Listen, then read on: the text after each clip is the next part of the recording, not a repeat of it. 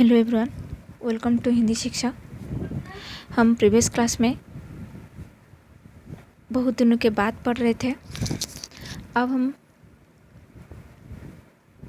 केदारनाथ सिंह के बारे में डिस्कस करेंगे और नेक्स्ट क्लास में उनके प्रमुख कविता पढ़ेंगे। पहले हम केदारनाथ सिंह के बारे में जानेंगे। केदारनाथ सिंह जन्म कब हुए थे? 1934 में, और उनके निधन कब हुआ था? 2018 में।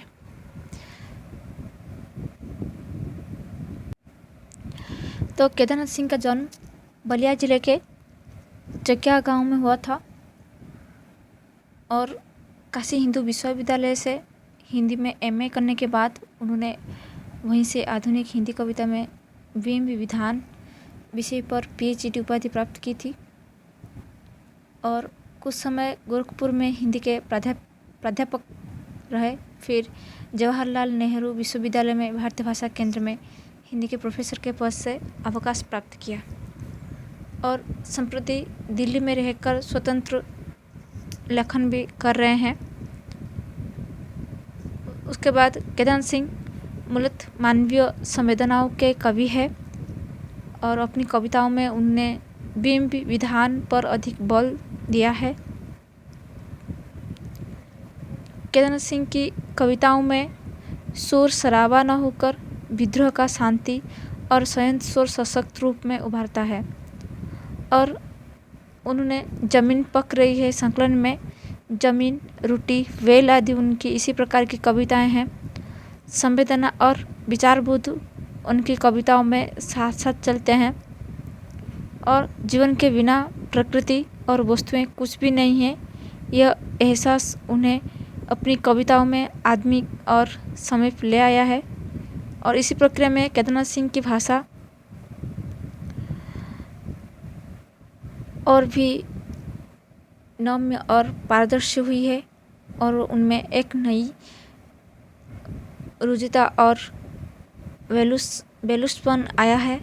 उनकी कविताओं में रोजमर्रा के जीवन के अनुभव परिचित दिखने को मिलता है, बिंबों में बदलते दिखाई देते हैं। शिल्प में बातचीत की सहजता और अपनापन अनायास के दृष्टिगोचर होता है और अकाल में सारस कविता संग्रह पर उनको 1989 के साहित्य अकादमी पुरस्कार से और 1994 में मध्य प्रदेश शासन द्वारा संचालित मोहितचरण गुप्त राष्ट्रीय सम्मान तथा कुमारन आसान व्यास सम्मान, दयावती मोदी पुरस्कार आदि कई सम्मानों से भी सम्मानित किया गया है।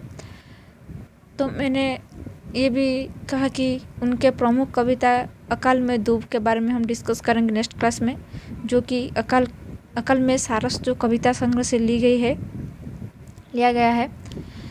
अब तक केदार सिंह के 7 काव्य संग्रह प्रकाशित हुए हैं। एक है अभी बिल्कुल अभी, जमीन पक रही है। ये याद रखिए, उनके जो कविता संग्रह है, काव्य संग्रह है, इनमें से वेरी इंपॉर्टेंट है जमीन पक रही है।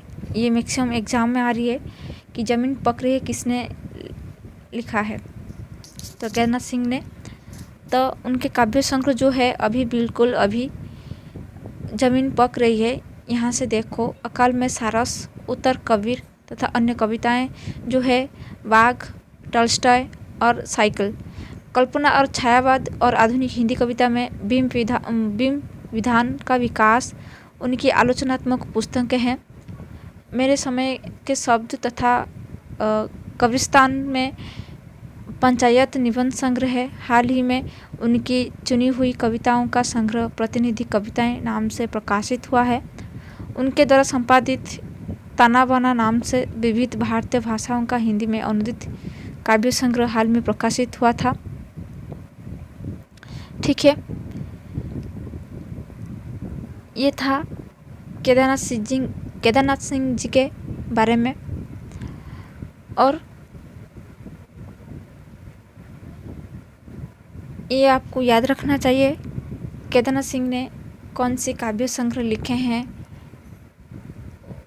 और कौन सी काव्य संग्रह से कौन से काव्य अंतर्गत आ रही है ये भी आपको याद रखना चाहिए। ठीक है, तो हम इस क्लास में हम उनके प्रमुख कविता अकाल में डूब डिस्कस कर देंगे। तो अकाल में डूब जो कविता है ये अकाल में सारस कविता संग्रह से लिया गया है और इस कविता के कवि है केदारनाथ सिंह।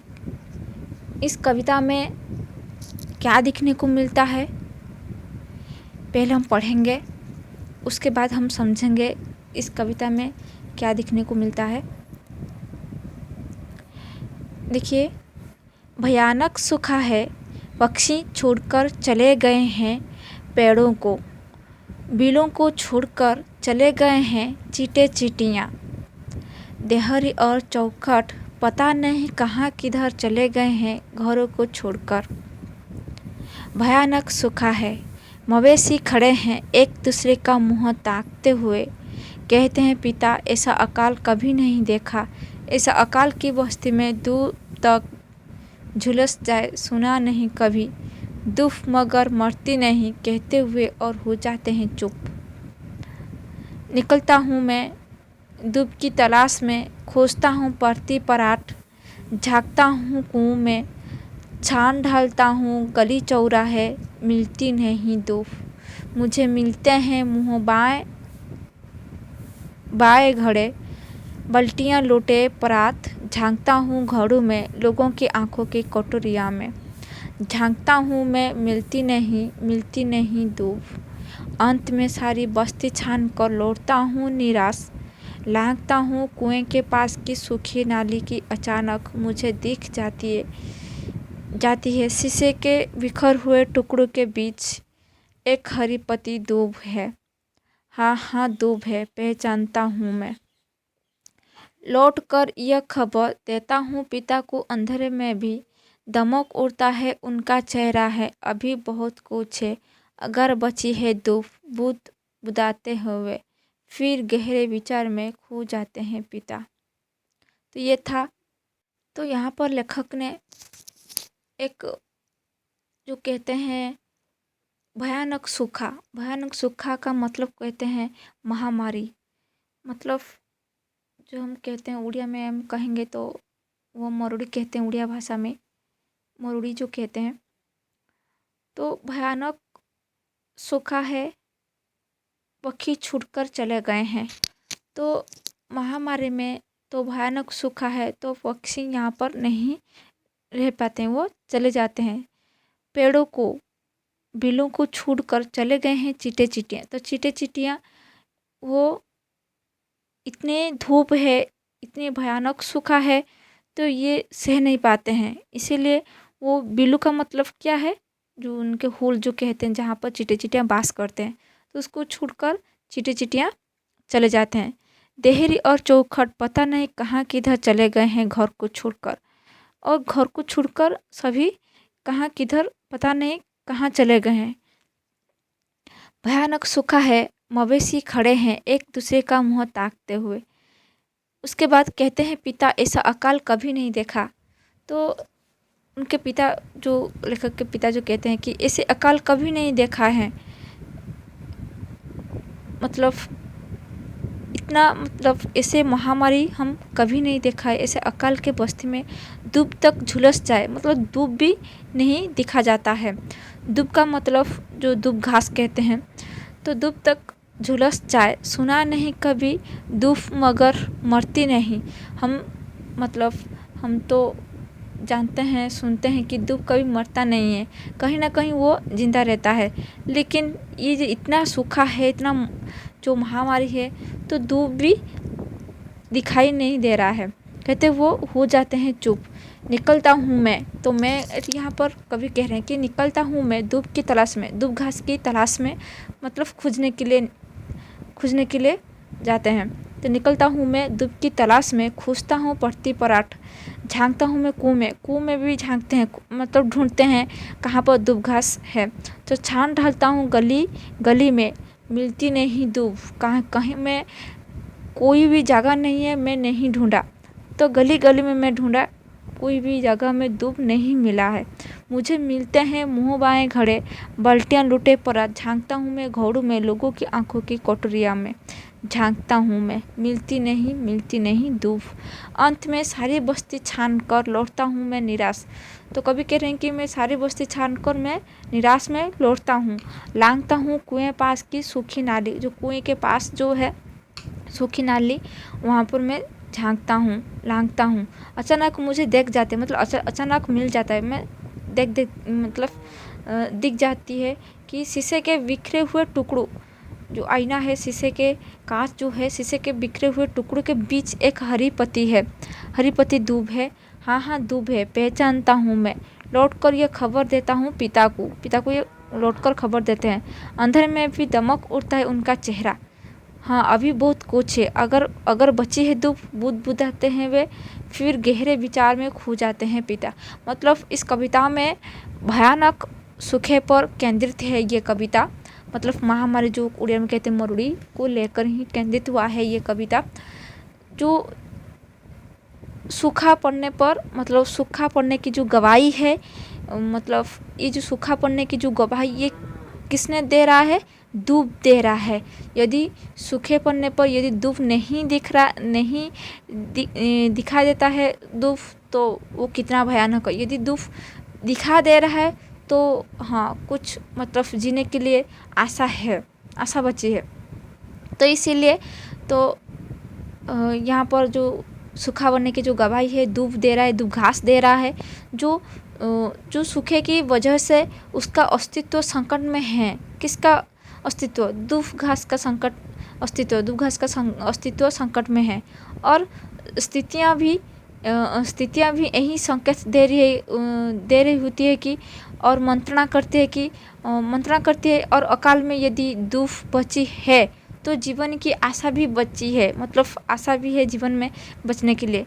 तो यह कविता अकाल में सारस नामक कविता संग्रह से लिया गया है, जो मैं पहले बता चुकी हूँ। तो इससे हम ये देखने को मिलता है, यदि दूब बची है तो जीवन की आशा भी बचने के लिए भी आशा है। ठीक है, तो जीवन की मतलब जीवन जीने के लिए भी आशा है। दूब घास से ये हमको दिखने को मिलता है। तो ये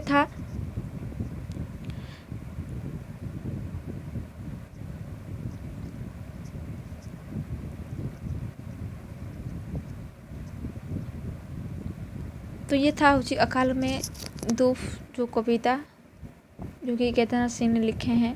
बहुत इंटरेस्टिंग कविता है, तो पढ़ लीजिएगा।